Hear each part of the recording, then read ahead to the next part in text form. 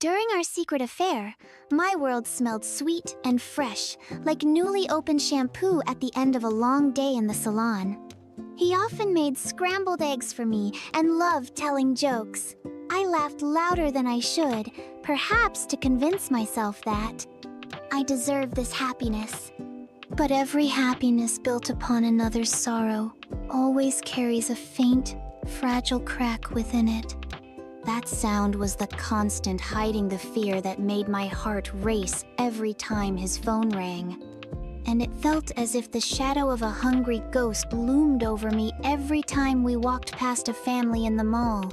One night, heavy rain poured outside, and X stepped out onto the balcony to take a call longer than usual. I heard him say, "Don't cry, we'll talk later." When he came back in, I asked, "Was that Mook calling?" He nodded. Mook's mother was hospitalized. She's been under a lot of stress. I pressed my lips together, not daring to offer to go with him because I was the shadow that was never meant to exist. Back in my room, I looked into the mirror. The dark circles beneath my eyes stretched deep, like carved trenches. I forced a smile at my reflection. "Be patient, Asen. You've already threaded the needle just a little more, and he'll be yours." Mook found out because of my own mistake. One day, she fell asleep on the shampoo chair, her hand reaching for a blanket. I gently covered her, just like I always did.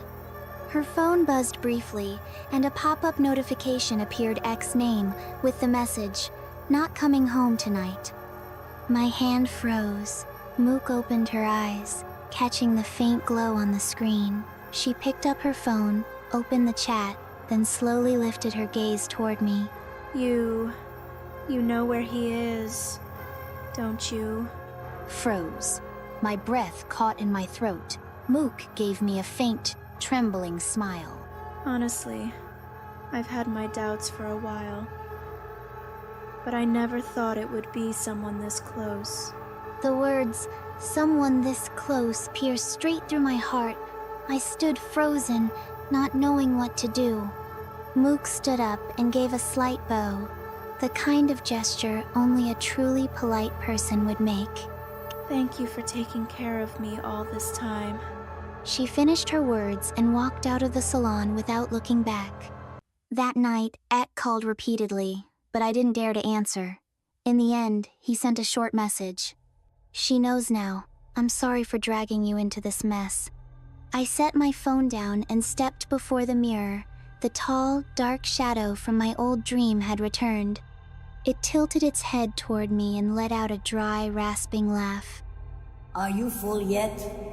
I collapsed onto the cold, hard floor, and for the first time, I truly felt that maybe I really am a bad person. After the truth came out, Ek moved out of his house and into a condo. He said, "I just want to clear everything up," so I moved in with him temporarily. Even though I knew it was wrong, it was like pouring oil on an already burning fire. We still laughed together, but in the midst of that laughter, I saw tears in his eyes. He looked more worn out than before, and his phone, it was quieter than ever. Too quiet. I said softly, "You're so quiet lately." He gave a faint smile. Just giving my heart a little rest. The rest didn't last long. Credit card companies started calling about debt. Ek grew tense, and rumors of restructuring began to spread at his company. He was reassigned to a lower position, his salary cut. He became irritable, throwing pillows, hurling the remote across the room. I comforted him with the words, "It's okay, we still have each other." But deep down, I began to feel afraid the secret world we had built together was starting to crack. One day, Mook sent me a short message. "Take good care of each other."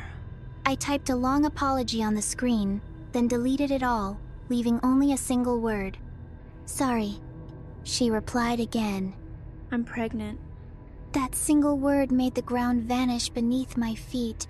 I screamed silently in my throat as tears poured down like rain sliding off a tin roof.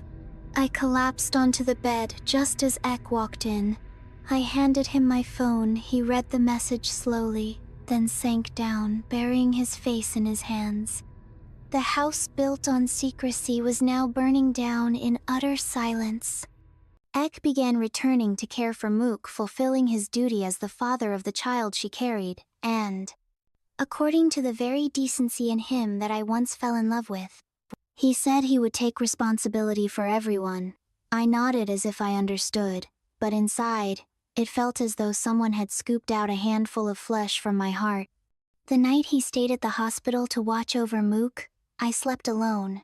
Then I dreamed of the same hungry ghost, standing before a delivery room.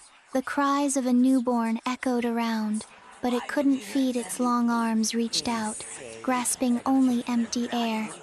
I woke in the dark, breathing fast, my hand clutching my own empty stomach, the silence so deep I could hear the ticking of the clock.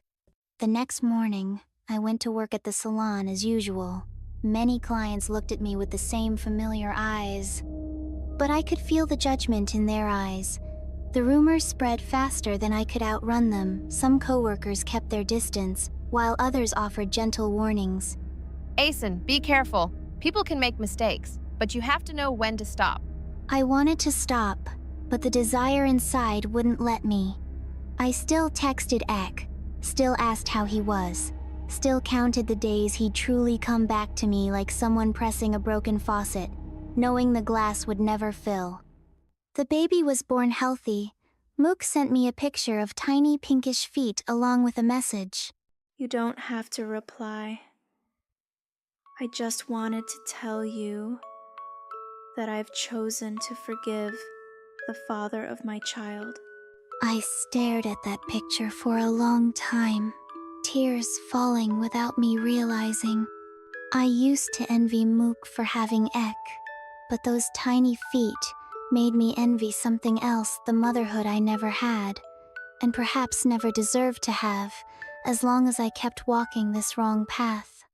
That night, Ek sent a long message. Everything fell apart because of me. I made you the target of gossip, made you live under everyone's judgment. I think we should stop. I'm sorry. The words, "Let's stop for now," were the judgment I'd been running from all along. I set my phone. I sat still all night. When morning came, I left his condo, packed my things into a single bag, and rented a small room near my old salon. I went through an old box and found a photo of my mother. She'd long passed away from heart disease. Her gentle smile looked back at me, and I bowed to the picture, trembling. "Mom, I've done wrong." I returned to the salon with my head down, determined to earn my living with my own hands once again. The salon owner, a middle-aged woman named Kate, didn't ask any questions. She just placed a gentle hand on my shoulder. A craftsman's hands must be steady. Only then can the heart be steady too. Have you truly decided to start over? I nodded, eyes brimming with tears. "I'll stop everything, I promise."